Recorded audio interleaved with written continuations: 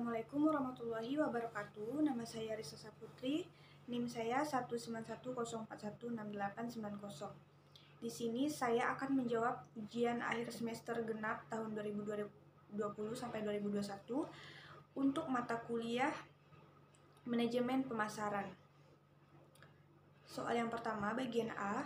Apakah Anda selalu hadir dalam kuliah Manajemen Pemasaran lanjutan? Mengapa? Saya jawab, hadir karena sangat penting untuk dipelajari. Soal yang kedua, berapa kali Anda hadir dalam kuliah Manajemen Pemasaran lanjutan secara daring? 14 kali jawabannya. Yang ketiga, apa saja yang saudara lakukan selama saudara belajar Manajemen Pemasaran lanjutan secara daring? Manfaat apa yang saudara peroleh mempelajari pemasaran lanjutan secara daring?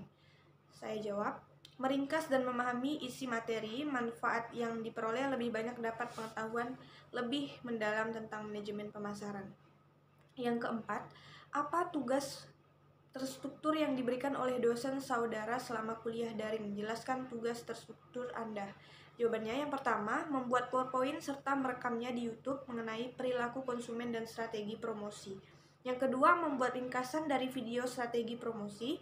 Yang ketiga, membuat video record mengenai 4.0. Yang keempat, membuat video record kesan dan pesan.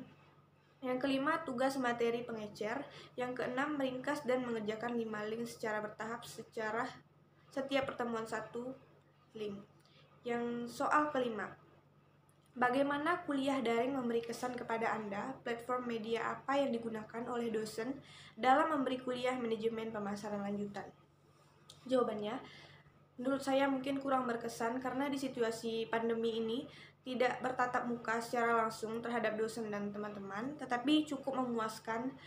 Media yang digunakan yaitu Google Classroom, WA, YouTube, dan FB.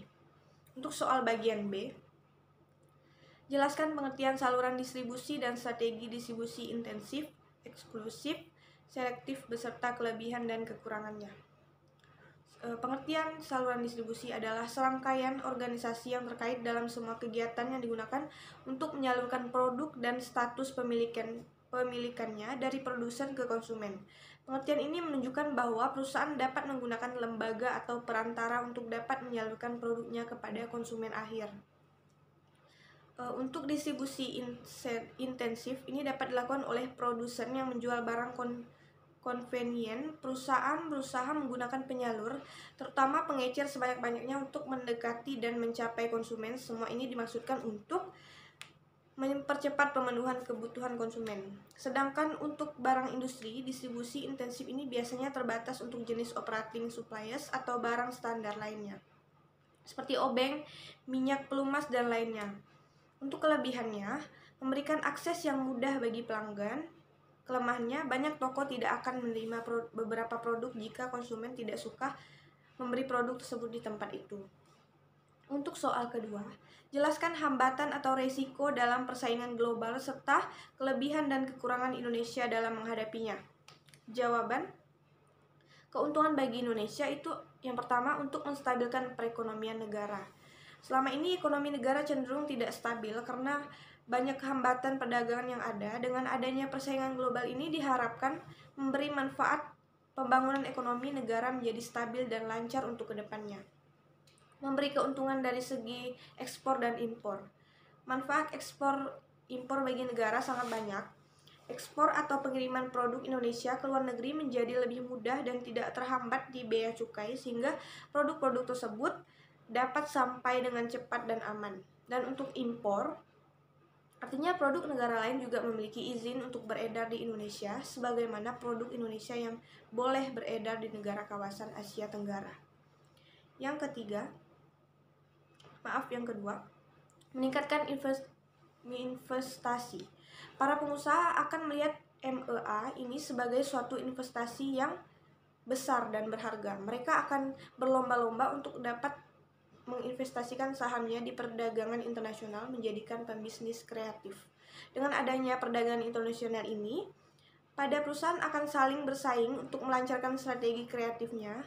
Mereka akan memilih para pekerja yang handal dan profesional untuk sumber daya manusia yang kompeten bidangnya, menambah laba bagi negara.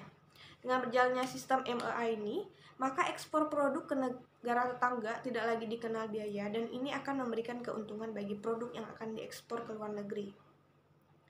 Yang ketiga, mensejahterakan masyarakat. Dengan adanya MEA, masyarakat menjadi lebih sejahtera karena banyaknya tersedia lapangan pekerjaan yang ada.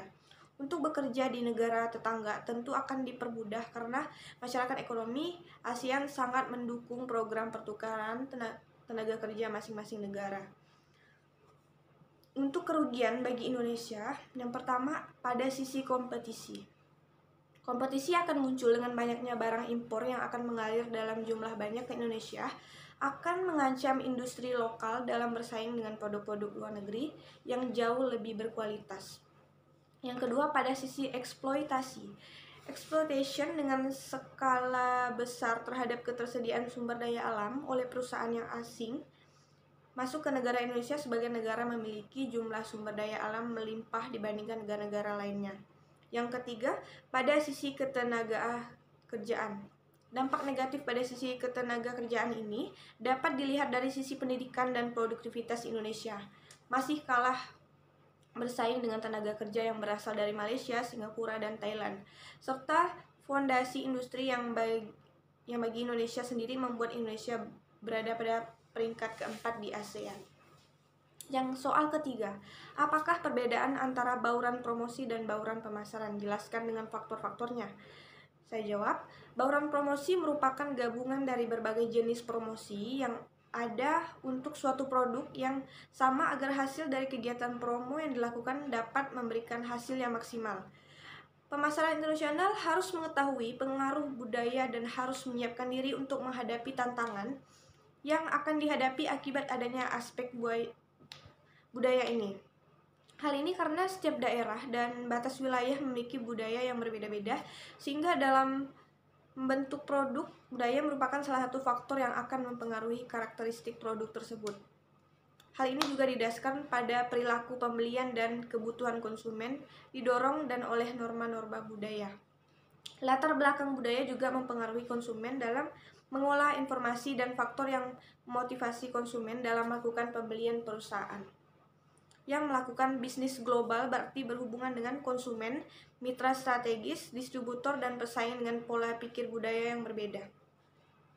Soal yang keempat, pemasaran online terdiri dari online marketplace atau Tokopedia, Bukalapak, dan lain-lain, online retail atau Lazada, Blibli, serta classified ads atau Kaskus Rumah 123. Jelaskan dengan detail bagaimana cara melakukan pemasaran online tersebut.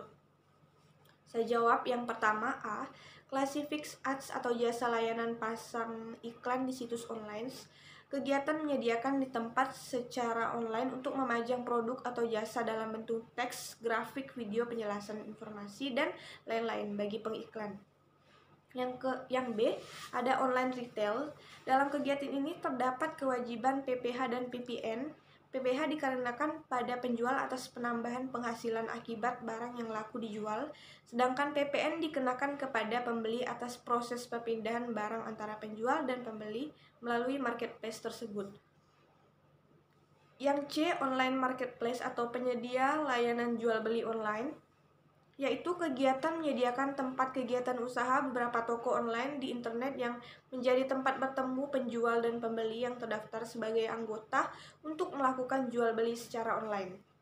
Untuk lebih jelasnya, berikut ini siklus proses bisnis dari sebuah marketplace atau toko online sebagai berikut. Yang pertama, ada penyelenggara marketplace mempromosikan situsnya agar banyak calon penjual dan pembeli mendaftar sebagai anggota atau biasanya pendaftar secara gratis. Nah, yang kedua, calon penjual dan pembeli bisa melakukan transaksi jual beli secara online di situs marketplace tersebut. Yang ketiga, pembayaran transaksi melalui rekening pemilik marketplace, di mana pemilik marketplace sekaligus menjamin transaksi jual beli tersebut berlangsung aman melalui sistem online. Yang keempat, uang dari pembeli yang masuk ke rekening marketplace baru akan ditransfer ke rekening penjual setelah penjual mengirimkan barang ke pembeli yang dibuktikan dengan adanya bukti resi pengiriman. Dan soal yang terakhir, 5, bagaimana cara atau strategi marketing untuk UMKM yang baru berkembang?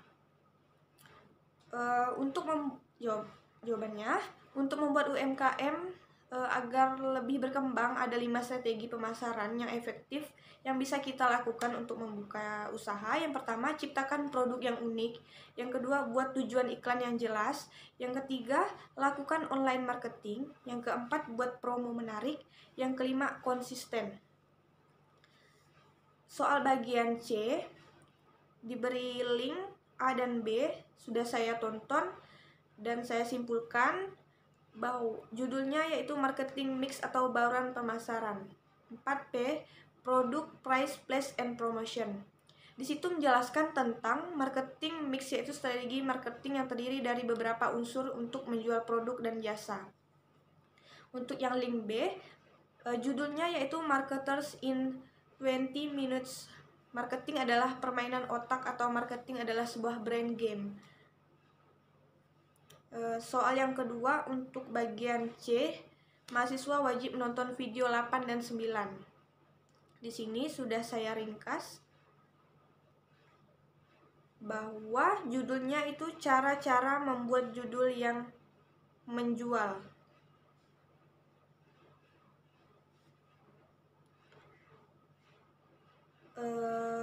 Maknanya, kita harus mempelajari cara-cara membuat judul yang tepat agar bisnis tidak kacau. Teori-teori yang dijelaskan, yang pertama itu ada membahas kepentingan diri sendiri, yang kedua model berita, yang ketiga rasa keingintahuan, yang keempat menawarkan cara cepat dan mudah, yang kelima benefit headline, yang keenam curiosity headline atau gimmick headline, dan yang terakhir macam-macam headline. Manfaatnya untuk kami mahasiswa, dengan mempelajari materi ini saya mendapat lebih besar wawasan mengenai cara-cara membuat judul yang menjual dan macam-macam headline. Untuk link yang ke-9, judulnya yaitu cara mengeksekusi rencana. Untuk maknanya, kita harus menyusun rencana dengan baik agar kita dapat menjalankan bisnis dengan baik. Teori yang dijelaskan, yang pertama ada cara-cara mengeksekusi rencana yang benar, yang kedua contoh-contoh rencana, yang ketiga strategi pengeksekusian rencana. Untuk manfaatnya adalah dapat menyusun rencana untuk bisnis kita dengan baik. Demikian itu saja jawaban UAS untuk mata kuliah manajemen pemasaran ini. Saya ucapkan terima kasih untuk Pak Adi Mursalin. Wassalamualaikum warahmatullahi wabarakatuh.